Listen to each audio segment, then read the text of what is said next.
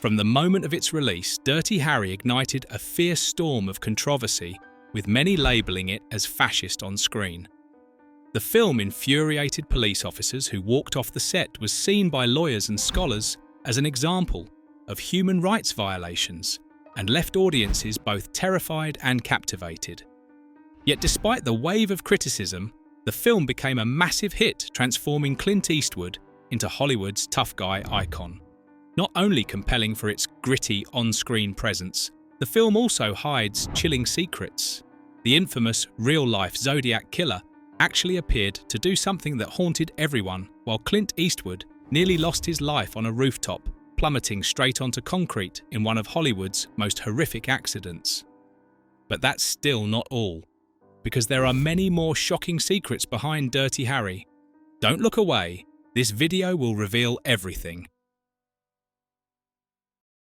1. The Zodiac Killer appeared on the film's premiere night.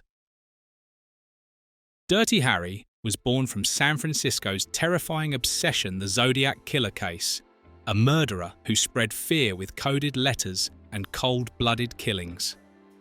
Can you imagine that the real-life killer himself silently appeared on the night of the film's premiere? A movie inspired by his crime, San Francisco, the night of December 22, 1971. The North Point Theatre was ablaze with lights, hundreds of excited spectators crowding in to watch the film, stirring public uproar. In the darkness, security cameras captured a chillingly familiar figure, tall and lanky, wearing sunglasses despite the dim theatre, sitting silently in the back row. He didn't speak, didn't react, and as soon as the end appeared on screen, he vanished into the night, as if he'd never existed. 3 days later, the San Francisco Chronicle received a new coded letter describing scenes from the film that weren't in any trailer or promotion. This detail convinced people that the Zodiac had watched his cinematic counterpart in person, blending into the oblivious, chattering crowd like part of his twisted game. From then on, a haunting question lingered: why was he there? Some believed he relished the warped glory of being portrayed as Scorpio. Others thought he was taunting the police or perhaps seeking a sense of power by hiding among the crowd. Countless theories emerged, but to this day, no one has confirmed the truth. A bone-chilling presence in the dark. But outside the theatre, Clint Eastwood himself faced an unbelievable life-or-death moment. 2. Clint Eastwood fell freely from a rooftop with real blood flowing on screen. The breathless chase scene across San Francisco's dilapidated rooftops was meant to be just another tense action sequence. But behind the camera, it turned into a moment that nearly cost Clint Eastwood his life. While performing a jump between two crumbling buildings himself, the floor suddenly collapsed beneath him. Eastwood's entire body plummeted 12 feet onto the cold concrete below, hitting so hard he lost consciousness, dislocated his shoulder, and had blood pouring from a gash on his forehead. The entire set froze, believing the career, or even the life of Hollywood's top star had ended there. Yet when he regained consciousness, Eastwood brushed off all concerns, saying, "Only Harry wouldn't give up, and neither will I." He insisted on continuing to film, letting the real blood and pain blend into the character, turning the scene into one of the most authentic and chilling moments in cinematic history. But few know that from the start, Clint Eastwood wasn't even chosen for the role. 3. Clint Eastwood and the turning point that created the Dirty Harry legend. Few know that Clint Eastwood was not the first choice. He was the last choice, but it was he who made the legend. When the Dirty Harry project began circulating in the film industry, rumours about the script quickly generated buzz. Initially, Paul Newman was approached for the role of Inspector Harry, but he declined and recommended someone else, Clint Eastwood, then 41, famous for his man with no name in spaghetti westerns. At the time, Eastwood was busy completing his directorial debut play Misty for Me. During production, he was sent several versions of the Dirty Harry script, in which the killer was originally named Travis instead of Scorpio, a character who targeted wealthy individuals who had escaped justice. Eastwood wanted to revise the script and personally invited director Don Siegel, with whom he had collaborated on 3 previous films. Siegel was also dissatisfied with the original ending where the killer was taken down by a Marine, a detail that diminished Harry's tense journey. With Eastwood and Siegel's collaboration, the film took the shape we know today. Notably, Eastwood's company, Malpaso Productions, was directly involved in production. But just when everything seemed to be on track, an unexpected crisis shook the entire crew. 4. Dozens of San Francisco police officers walked off the set en masse. From the first days of filming, the Dirty Harry crew received maximum support from the San Francisco Police Department. Real inspectors served as technical advisors, and many officers donned uniforms to appear as extras. But that cooperation quickly turned into a wave of outrage. When the script leaked and the first footage was screened internally, many officers realized that Harry Callahan's portrayal was akin to a lawless vigilante torturing suspects, disregarding rules, and placing justice above the Constitution. Over 24 police officers immediately abandoned the production, refusing all cooperation. The SFPD issued a public statement condemning the film as a dangerous misrepresentation of police work. The event sent shockwaves through the city. On one side was the heroic screen icon, on the other, fierce opposition from those who wore the badge. Ultimately, the crew had to hire private security to maintain order and use stunt performers to replace real officers in crowd scenes. A rebellion erupted right in the middle of the production, and it only made the public more curious than ever. But that controversy paled in comparison to the real-world consequences the film unwittingly sparked. 5. The .44 Magnum from the screen became a real-life criminal nightmare. But being this is a .44 Magnum, the most powerful handgun in the world, and will blow your head clean off, you've got to ask yourself the question, do I feel lucky? This is the most powerful handgun in the world. Harry Callahan's line turned the .44 Magnum into an icon overnight. But the power of cinema unleashed an unforeseen consequence. Before Dirty Harry, this massive gun was mainly used by hunters or collectors virtually unknown in everyday life. After the film's release, demand skyrocketed, with gun stores across America selling out and waiting lists stretching months, even years. But the real tragedy began when the FBI reported numerous criminals using .44 Magnums to commit crimes, admitting they were inspired by Dirty Harry. A cinematic weapon had stepped into reality, no longer a harmless prop on set, but a tool spreading terror in American society. A gun crisis erupted, and it only heightened Warner Brothers' anxiety about the film they were holding. 6. Warner Brothers held a gun to director Don Siegel's head mid-production. While the public was still processing the film, Hollywood's bigwigs were already furious. Warner Brothers executives watched the dailies and were horrified by a film too dark, too violent, and riddled with controversy. The studio's chairman flew straight to San Francisco, planning to fire director Don Siegel immediately and replace him with someone safer. But Clint Eastwood wouldn't have it. He boldly declared, "If he goes, I go." That threat made Warner Brothers back down. Siegel kept his seat, but from then on he was closely monitored by a studio representative stationed on set watching every decision. Later, Siegel bitterly admitted that making Dirty Harry was like filming with a gun to my head. A fiery power struggle behind the scenes and the casting tragedy ahead shocked everyone even more. 7. The Scorpio role was initially intended for a fallen American war hero. Are you impressed by the psychotic killer Scorpio, who instilled fear in every frame? What if that role hadn't gone to Andy Robinson, but to one of America's greatest heroes? Initially, Warner Brothers targeted Audie Murphy, the legendary World War II soldier, awarded numerous medals, and later a Hollywood star. The idea of a national hero playing a deranged killer would have made the film exponentially more shocking.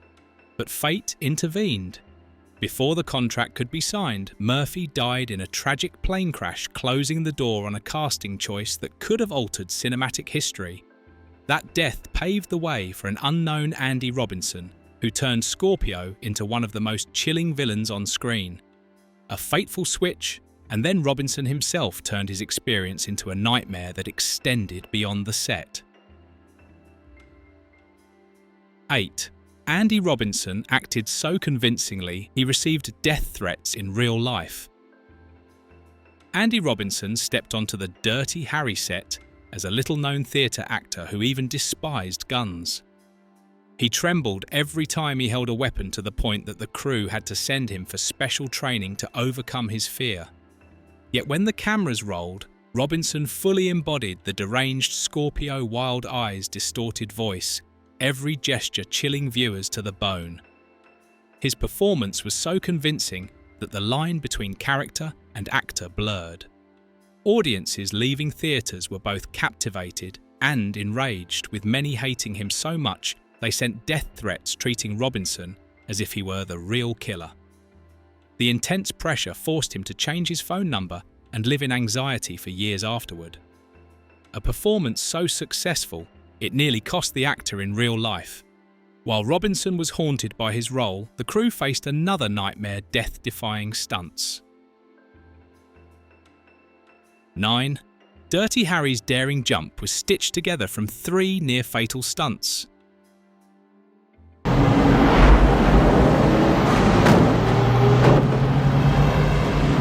On screen, you see a single jump, Harry Callahan leaping from a bridge onto a bus full of kidnapped schoolchildren. But to capture those few seconds, 3 stuntmen risked their lives in 3 separate jumps from the bridge to a truck, from the truck to the bus, and finally from the bus's side to its roof. No CGI, no safety nets, just split-second timing with death lurking beneath the wheels.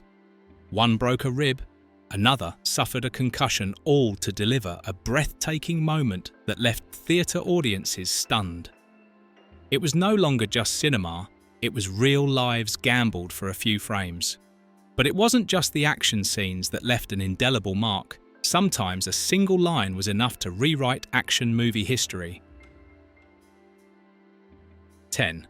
The most iconic action movie line was born from a moment of improvisation. Do I feel lucky? Well, do you, punk? Do you feel lucky, punk?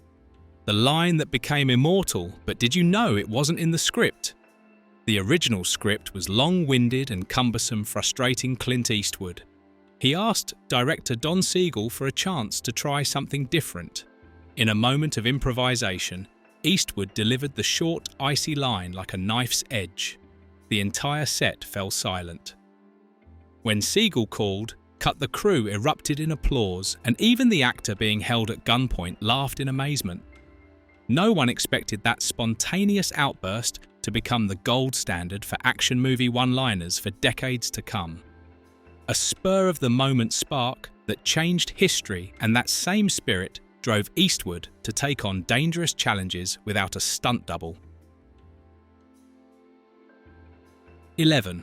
Clint Eastwood climbed a high-rise and jumped onto a bus without a stunt double.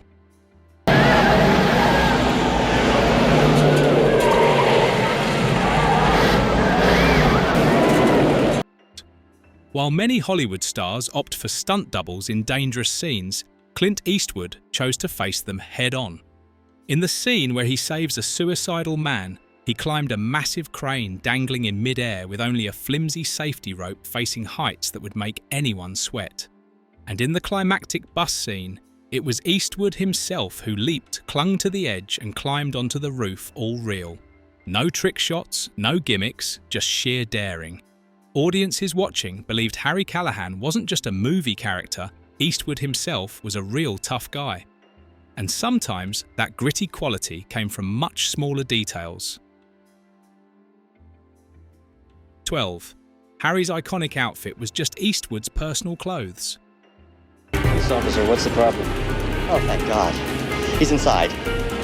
Harry Callahan stepped onto the screen with a simple look. White shirt, dark pants, worn leather jacket, and a shoulder holster. Everyone assumed it was a meticulously designed costume by a styling team.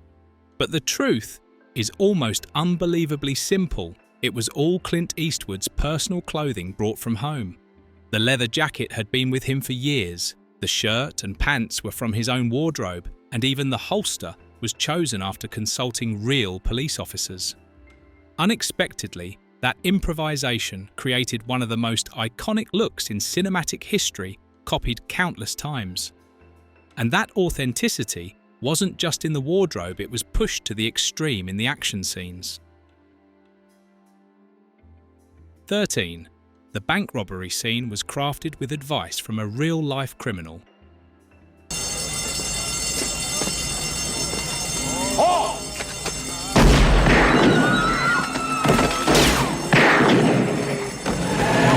When filming the bank robbery scene, the Dirty Harry crew wanted to create tension authentic to every detail. To achieve this, they brought in a former convict who had served 10 years for bank robbery as a consultant. He taught the actors how to hold guns, move in high-stress situations, and crucially, the mindset of a criminal during a heist. Real robbers are shakier and more desperate than people think, he said. Thanks to this, the robbery scene wasn't just a flashy action sequence, it became a breathless, deeply authentic and haunting segment.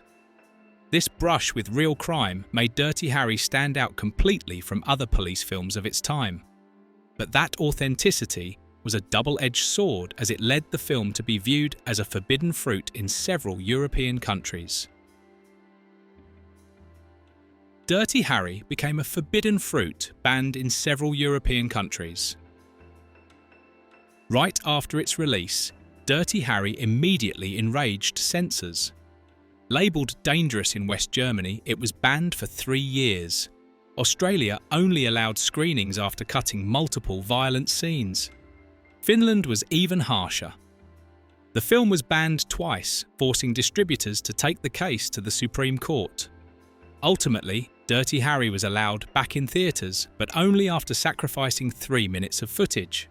Yet the bans backfired. In West Germany alone, pirated copies sold for 4 to 5 times the price of a theatre ticket. In Finland, underground screenings were packed with audiences paying triple to see the forbidden fruit. The more it was suppressed, the more Dirty Harry became an underground phenomenon, sparking an unprecedented craze for action cinema. A work buried by censorship but resurrected stronger in the underground. And that same haunting quality was vividly captured in the novel of the same era. 15. The Dirty Harry novel revealed Scorpio's chilling untold past. When the work was novelised by Philip Rock, audiences got a fuller glimpse of Scorpio's depravity.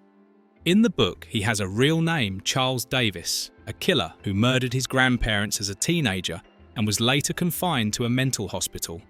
Not stopping there, he used astrology to select his next victims, believing fate and the stars guided his crimes.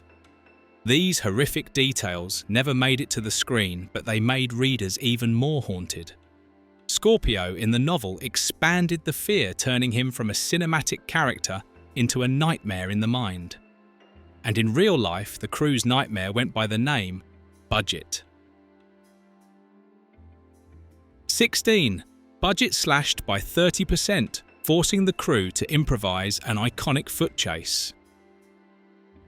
Hollywood is used to throwing money at explosive action scenes, but Dirty Harry went the opposite way. Mid-production, Warner Brothers abruptly cut 30% of the budget, fearing costs were spiralling out of control. A car chase through San Francisco's hills was completely scrapped. Instead, the crew had Clint Eastwood run on foot. The result? Instead of a grandiose chase, audiences witnessed a gripping personal pursuit through San Francisco's iconic slopes. This forced frugality created one of the film's most memorable segments, proving that tension and drama sometimes don't need exploding cars or lavish scenes. And that same daring spirit led Eastwood to entrust the iconic villain role to a complete unknown. 17. Clint Eastwood gave the main villain role to an unknown actor terrified of guns. Imagine if you were Hollywood's top star. Would you dare give the main villain role to a little-known theatre actor who'd never appeared in a blockbuster? Clint Eastwood did just that. After seeing Andy Robinson in a small play, he decided to bring this unfamiliar face to the screen. After watching him perform on a small stage, Eastwood saw in Robinson a raw intensity that polished Hollywood stars lacked. And as predicted, Robinson's nervousness and trembling with guns blended perfectly into Scorpio, making him a deranged, terrifying, yet authentic killer. That risky decision turned Robinson into a villainous icon for decades. But even with the perfect villain cast, one European country still saw the film as a threat to be eradicated. 18.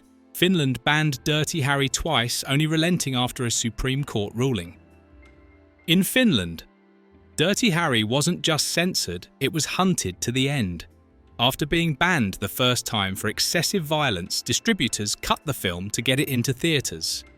But soon after, the government banned it again, branding it a cultural enemy. A tense legal battle ensued, dragging on to the Supreme Court. Finally, Dirty Harry was allowed back on screens, but only after cutting 3 minutes of content. Those controversies didn't stay on the screen, they spilled into university lecture halls where one scene became a textbook case. 19. An interrogation scene became a teaching example in law schools across America. You're lucky I'm not indicting you for assault with intent to commit murder. The scene where Harry Callahan coerces a confession from the killer without reading Miranda rights quickly became a lightning rod for debate. To many human rights activists, it was evidence of the film glorifying law-breaking. But to scholars, it was a golden scenario for teaching the tension between investigative efficiency and civil rights. Many American law schools officially included Dirty Harry in their curricula, turning it into an unexpected constitutional teaching tool. A commercial film became a vivid legal text, forcing generations of law students to grapple with the thorny question: when does justice justify breaking the law? And while academic debates raged at the box office, Dirty Harry unleashed a thunderous explosion that stunned Hollywood. 20. A $4 million film flipped Hollywood with $36 million in revenue and a wave of outrage. No one dared bet big on Dirty Harry with its modest $4 million budget. But after its December 1971 release, the film exploded, grossing $36 million, 9 times its cost, becoming the 4th highest-grossing film of the year. Clint Eastwood shot straight into the ranks of superstars, and Warner Bros. Held a money-making machine.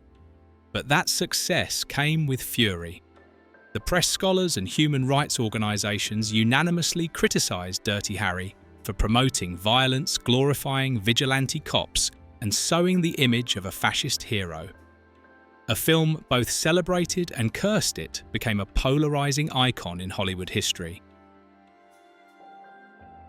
Dirty Harry wasn't just an action movie. It was a milestone that defined a generation of cinema. It created the timeless tough guy icon with Clint Eastwood leaving behind lines and imagery that endure. The tension, grit, and dark atmosphere pulled audiences into every frame. Over half a century later, the film retains its power to provoke and captivate. If you found this series of truths fascinating, please like and share to spread the story behind this legendary film. And don't forget to subscribe to catch more shocking cinematic secrets.